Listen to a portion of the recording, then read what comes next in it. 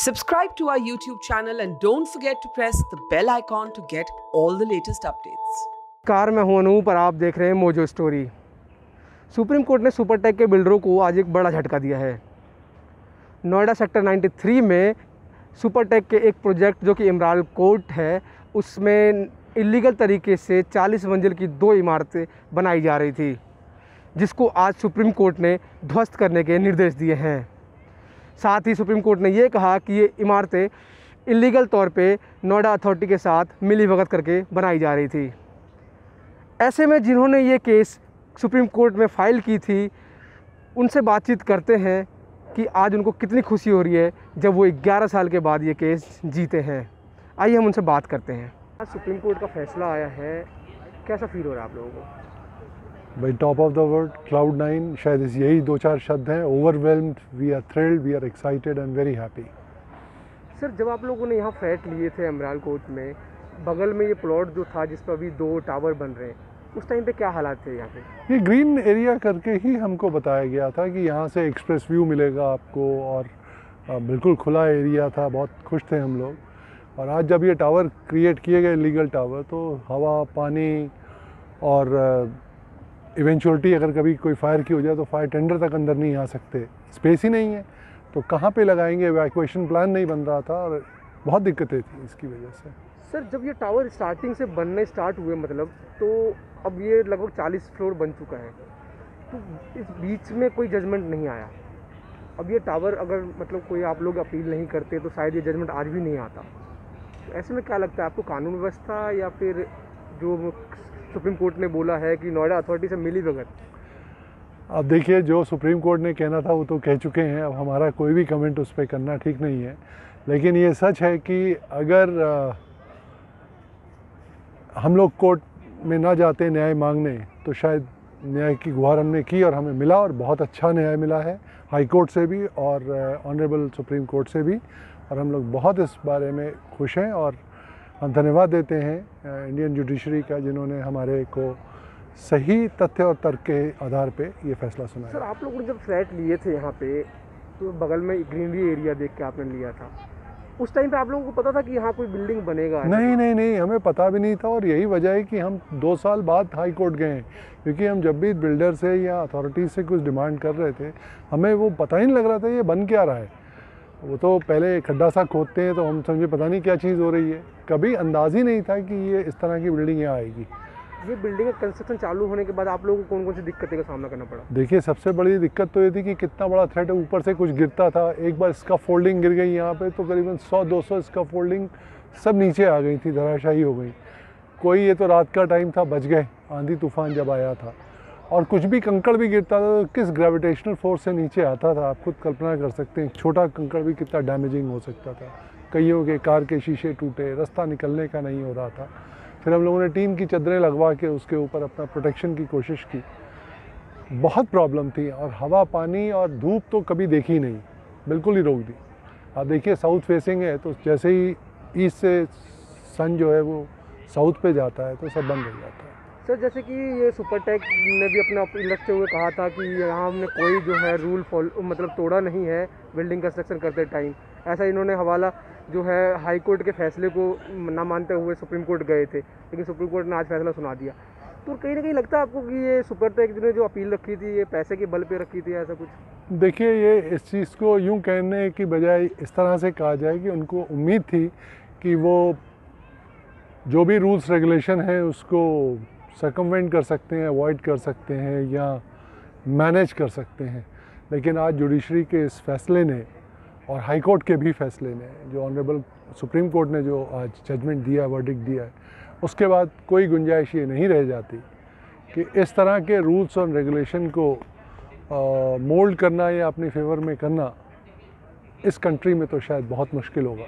Supertech को जो फैसला आज मिला है कि उनको ये 40 मंजिल पूरा जो है तोड़ना पड़ेगा 2 महीने के अंदर, ऐसे में दूसरे बिल्डरों के लिए क्या सीख है? देखिए, ये तो एक प्रेसिडेंट है, इतना हिस्टोरिकल जजमेंट है जो एक प्रेसिडेंट की तरह सब जगह काम करेगा। और भी बिल्डर कॉन्शियस हो जाएंगे। रेजिडेंट्स को कितना बड़ा रिलीफ है, उनको मालूम है कि जो उनको दिखाया जाएगा वही मिलेगा। अब कोई भी इलीगल कंस्ट्रक्शन बाद में नहीं हो सकेगी। इस तरह का ये तो एक प्रेसिडेंट है, एक रेफरेंस पॉइंट है। तो नेचुरली अब बहुत अच्छा फैसला है ये, सर अभी मैंने देखा कि आप लोग जो है बिल्कुल खुशी से एक दूसरे से गले मिल रहे थे, झूम रहे थे, तो ये खुशी मतलब कितने दिनों से आप लोग ये सर्वाइव कर रहे हैं? देखिए 11 साल हो गए हम लोगों को एक केस लड़ते हुए। हम लोगों ने मॉरली, इंटेलेक्चुअली, फाइनेंशियली सब ने कंट्रीब्यूट किया इसमें और इस केस को लड़ा है। बहुत खर्चा हुआ, तब से हम लोग खर्च ही कर रहे हैं। कई चीज़ें होती हैं जिस पे एक्सपेंसेस आते हैं, but eventually supreme court, honourable supreme court ने बहुत बड़ा फैसला, निर्णय दिया है हमारी फेवर में। हम लोग बहुत खुश हैं। सर अपना नाम बता दीजिए और आप यहाँ क्या हैं? मैं उदयभान सिंह तेवतिया हूँ। मैं इस सोसाइटी के पाँच साल तक प्रेसिडेंट रहा हूँ और आज की तारीख में मैं लीगल कमेटी का चेयरमैन हूँ जिसने ये केस लड़ा है। सर कितनी खुशी हो रही है आज आपको कि ये सुप्रीम कोर्ट का फैसला आया है आपके फेवर में, आप लोगों के फेवर में आया? इसकी कोई अंदाज़ नहीं है। इतना खुशी हो रहा है कि 11 साल लड़ने के बाद में अगर किसी को सक्सेस मिलती है तो आप अंदाज़ा लगा सकते हैं कितनी खुशी होती है। सर कैसे जो है ये मतलब आप लोगों को लीगल प्रोसीजर कैसे स्टार्ट हुआ था ये पूरा वाक़या? हमने इस सोसाइटी में 2006 में फ्लैट बुक किया था और शिफ्ट हुए हम 2010 में। 9 में 10 तक कंप्लीट हो गए थे। 2010 में हम शिफ्ट हुए। जब हम 2000 शिफ्ट हुए तो हमने देखा कि इस सोसाइटी में बहुत डेफिशिएंसीज हैं। जो मटेरियल लगाया जा रहा है वो बहुत पुअर क्वालिटी का लगाया जा रहा है। जो प्रॉमिस किए गए थे वो प्रॉमिस नहीं किए जा रहे हैं, नहीं पूरे हो रहे हैं। तो उसके लिए हम शिकायत करने के लिए हर जगह पर गए, चाहे नोएडा अथॉरिटी हुई, चाहे बिल्डर हुआ, चाहे पुलिस हुआ, हर तरीके से जो है इसको हमने ऊपर उछाला। सर नोएडा अथॉरिटी की बात आपने की तो कहीं ना कहीं सुप्रीम कोर्ट ने जो है नोएडा अथॉरिटी को मेंशन करते हुए कहा कि उनके अधिकारी भी जो है मिली भगत के सुपरटेक के लोगों के साथ मिली भगत करके ये बिल्डिंग तैयार हुई। हमने एक्चुअली फैक्ट्स जो दिए हैं कि हम क्यों लेट हुए, क्योंकि नोएडा अथॉरिटी हमें कोई भी डॉक्यूमेंट्स, कोई भी लेआउट प्लान या कोई भी डॉक्यूमेंट्स नहीं दे रहे थे। वो हमने जो केस फाइल किया वो केवल हम 5-6 लेटर्स जो हमने लिखे थे उनका जवाब नहीं दिया, एक आध का जवाब मिला, उसके बेस पर हमने ये केस फाइल किया। इलाहाबाद हाई कोर्ट ने फिर उनको डायरेक्शन दिया कि सब डॉक्यूमेंट्स दीजिए, अदरवाइज़ आपको एक्शन लिया जाएगा। तब इन्होंने 2013 में हमको सब डॉक्यूमेंट्स दिए। तब हमें पता चला कि 40 स्टोरी बन रही हैं, 25 स्टोरी बन रही हैं, तब हमको पता चला। अदर उससे पहले हमें मालूम नहीं था। जब आपने फ्लैट लिए थे तब आपने क्या देख के फ्लैट लिया था? मतलब क्योंकि आपको तो पता है जहाँ ये बिल्डिंग बन रही हैं वहाँ पर ग्रीन एरिया दिखाया गया था, ओपन एरिया और ग्रीन एरिया दिखाया था। यही बेस हमने अपनी कोर्ट में भी लिया है, खासतौर से सुप्रीम कोर्ट में।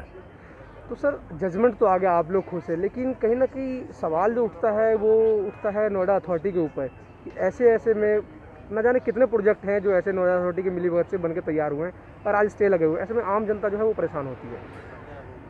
ये तो आपको मालूम है कि आम जनता कितनी परेशान होती है।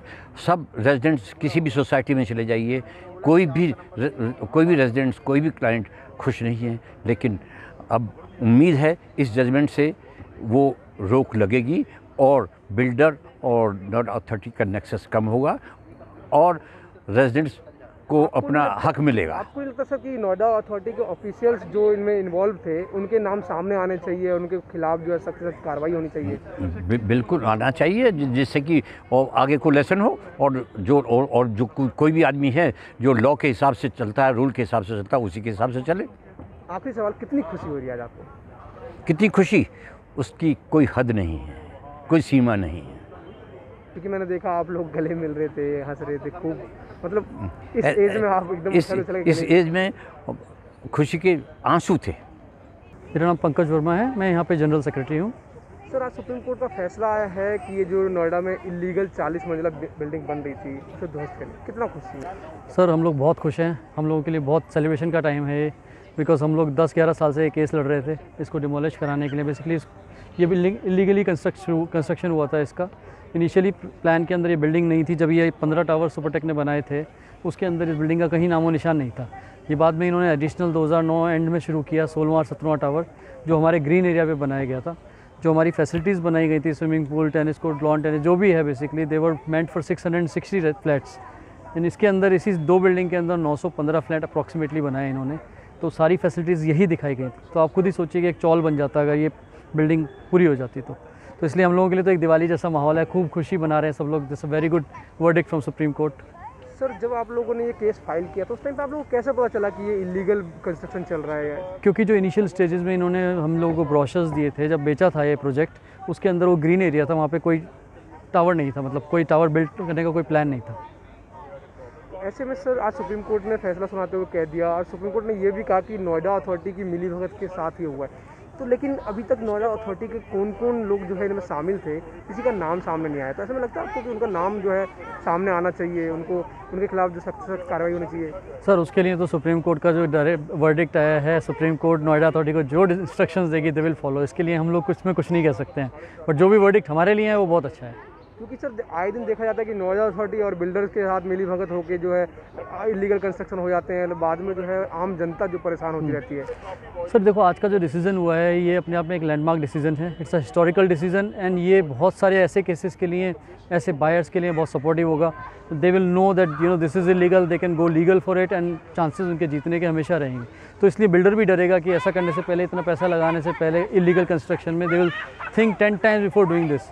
मतलब कहीं ना कहीं आपके कहने का मतलब ये है कि अब जो है इस फैसले के बाद कोई बिल्डर ऐसी हरकतें करने की कोशिश जो है नहीं करेगा। सर करेगा तो उसको फाइनेंशियल लॉसेस तो होंगे ही होंगे, because now it's a landmark decision, this will be prevail. आप देखोगे कहीं पे भी जाएंगे ये डिसीजन आगे रखा जाएगा, and it is a wonderful decision by supreme court just. Sir ये बिल्डिंग का जो प्रोजेक्ट है कितने करोड़ रुपए का प्रोजेक्ट था ये वाला? कोई कमेंट नहीं, कोई आइडिया नहीं है। क्योंकि ये जो इतना पैसा बर्बाद होगा, अब जो पूरा तोड़ा जाएगा इसे लगभग, तो ऐसे में सुपरटेक को कहीं ना कहीं लग रहा होगा कि मतलब हम ये केस जीत जाएंगे, तब ये बिल्डिंग बनाते गए। सर ये बनाते ही गए और इतनी स्पीड में बनाई, पहले शुरू मतलब भागते ही चले गए बनाने के लिए इसको। आप देखो ना 4 साल में उन्होंने 32 फ्लोर बना दिए। जो आप इलीगल कंस्ट्रक्शन कर रहे हो तो पहले सोचना चाहिए ना कि आपको नहीं बनाने चाहिए इतने, यहाँ पे बनता ही नहीं था बनाना इनका। तो कहीं ना कहीं सुपरटेक जो था बिल्कुल श्योर था कि हम ये केस जीत जाएंगे। जी, उनको लग रहा था कि वो जीत जाएंगे, बट हम लोग as a residents of this society सब लोग पीछे लगे हुए थे। पहले हाई कोर्ट में जीते हम लोग केस, फिर वो सुप्रीम कोर्ट में चला गया, अब आज सुप्रीम कोर्ट का भी जस्टिस आ गया, तो जस्टिस ऑलवेज प्रिवेल्स। ये बिल्डिंग का कंस्ट्रक्शन का काम चल रहा था, उस टाइम पे आप लोगों को क्या क्या प्रॉब्लम जो है फेस करनी पड़ी थी? सर यहाँ पे पूरा आवाज़ होती थी, सब सामान डेब्रिस गिरती थी ऊपर से साइडों में। वो वाली साइड आपने देखी होगी अगर जाके, तो पूरा टीन शेड डाला हुआ है, अभी भी टीन शेड पड़ा हुआ है कि वहाँ से कुछ गिरे सामान तो रेजिडेंट को हट ना हो, और डिस्टेंस तो कुछ है ही नहीं वहाँ पे बिल्कुल भी। एंड ऊपर से फायर फाइटिंग इक्विपमेंट्स नहीं जा सकते वहाँ पे, आप देखेंगे वहाँ पे रास्ता ही नहीं है। अगर गलती से खुदा ना खास्ता कुछ ऐसा हो जाए कि आग वाग लग जाए तो आप कुछ कर ही नहीं सकते, there is no escape. Supreme court का जो फैसला आया उसको किस तरीके से देखते हैं आप? देखिए, ये पहली बात तो मैं आपको बता दूं, ये बहुत ही लैंडमार्क और बहुत बोल्ड डिसीजन है जो ऑनरेबल सुप्रीम कोर्ट ने दिया है। इससे ना सिर्फ बायर बल्कि आम जनता को भी एक भरोसे की भावना जगी है। इससे पूरी रियल एस्टेट इंडस्ट्री को भी बहुत बड़ा फ़ायदा इसमें पहुंचने वाला है। अभी इसमें ऑनरेबल सुप्रीम कोर्ट ने 2014 में जो हाई कोर्ट इलाहाबाद का फ़ैसला आया था, उस फैसले को बरकरार रखते हुए ये बोला है कि सबसे पहली बात इसमें लैंडमार्क चीज़ ये है कि उन्होंने आइडेंटिफाई किया है कि इसके अंदर एक नेक्सस है जिसमें बिल्डर और अथॉरिटी के जो अफसरान हैं वो सब मिल के इनोसेंट बायर्स को चूना लगा रहे थे बहुत सीरियस लेवल पे। वो सारी की सारी चीज़ें उजागर हो गई हैं।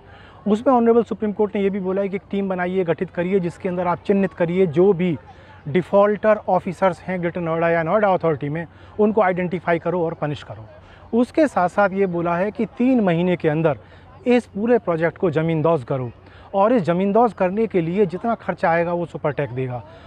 और सुपरटेक को ये सारी कार्रवाई एक टीम है जो सुप्रीम कोर्ट ने बोला है, एक समिति है जिसके अंदर ये कार्रवाई होगी। उसके बाद में विदिन 2 मंथ्स सुपरटेक को एक पैसा बायर्स का, जो बायर्स ने इसमें पैसा लगाया हुआ है वो करीब 200 करोड़ रुपए लगा हुआ है। 940 फ्लैट, 490 फ्लैट हैं इसके अंदर। वो 200 करोड़ रुपए उनको 12% ब्याज के लौटाने पड़ेंगे, और ये कार्रवाई उनको 2 महीने के अंदर करनी पड़ेगी। क्या सुप्रीम कोर्ट के इस फैसले पे बायर्स खुश हैं, जो उनको सुपरटेक को बोला गया कि 12% के हिसाब से उनको लौटाया जाए, इस पे बायर्स जो है खुश है? क्योंकि देखिए, हाँ, देखिए, मैं बायर्स की तरफ से हूँ, मैं आपको बोल रहा हूँ बायर्स खुश हैं, लेकिन बायर्स को ये चाहिए कि बायर्स को अपना न्याय तब मिलेगा जब बायर्स को रिप्लेसमेंट कॉस्ट मिले। इसमें आप एक टेक्निकलिटीज़ देखिए कि अगर मैंने जो 2012 में 75 लाख रुपए लगाए, वो 75 लाख पे अगर आप 12% के हिसाब से मुझे आज दे रहे हैं, तो इस तरह की लोकेशन में मुझे इतना बड़ा घर जितना मैंने लगाया था वो मुझे मिलने वाला नहीं है। तो इसके अंदर 2 चीज़ें आती हैं कि या तो आप मुझे रिप्लेसमेंट कॉस्ट दिलाइए जिसमें मैं सिमिलर लोकेशन में सिमिलर साइज़ का एक फ्लैट ले सकूँ सेम कॉस्ट में, अदरवाइज़ 2017 में रेरा का एक एक्ट आया है। उस रेरा एक्ट में सेक्शन 2 के अंदर ZA1 के अंदर इंटरेस्ट वेरी वेल डिफाइंड है। उसका मतलब, उस इंटरेस्ट का मतलब ये है कि जो बिल्डर बायर एग्रीमेंट बिल्डर और बायर्स के बीच में होता है, उसके अंदर एक क्लॉज होता है, बड़ा आर्बिट्रेरी क्लॉज, जिसके अंदर बिल्डर ये कहता है कि अगर आपने, बायर ने पैसा टाइम पे नहीं दिया तो मैं आपसे 18 से 24% ब्याज के रूप में इंटरेस्ट लगा के वसूलूँगा। तो हमारा कहने का मतलब, हम गुहार लगाएंगे ऑनरेबल सुप्रीम कोर्ट से कि रेरा के अंदर ऑलरेडी कानून के अंदर ये है, उसको आप रिवाइव करें और इन्हें 18 से 24% वो भी कंपाउंडेड इंटरेस्ट पे पैसा दिलाएं। तो ये थे यहाँ एमराल्ड कोर्ट RWA के मेंबर, जिनका कहना था कि आज इस जजमेंट से ये वाकई बहुत खुश हैं, क्योंकि इन्हें बहुत से जो है तकलीफ़ों का सामना करना पड़ रहा था जब से बिल्डिंग बनी थी। वहीं इन्होंने बताया कि जब इन्होंने यहाँ फ्लैट लिए थे तब इनको बताया गया था कि जिस ज़मीन पे वो प्रोजेक्ट चल रहा है वो ग्रीन एरिया है, जहाँ सिर्फ बच्चों के खेलने कूदने के पार्क बनाए जाएंगे। ऐसे में इलीगल कंस्ट्रक्शन देखते हुए इन लोगों ने जो है कोर्ट में केस किया और आज वो केस ये लोग जीत चुके हैं और उसका खुशी से इजहार कर रहे हैं। आप बने रहिए हमारे साथ, देखते रहिए मोजो स्टोरी। मैं हूं Anoop. It's great to see you here. Thank you for watching our work. If you haven't subscribed yet, don't forget to click the bell icon and subscribe to Mojo Story and support independent, robust journalism.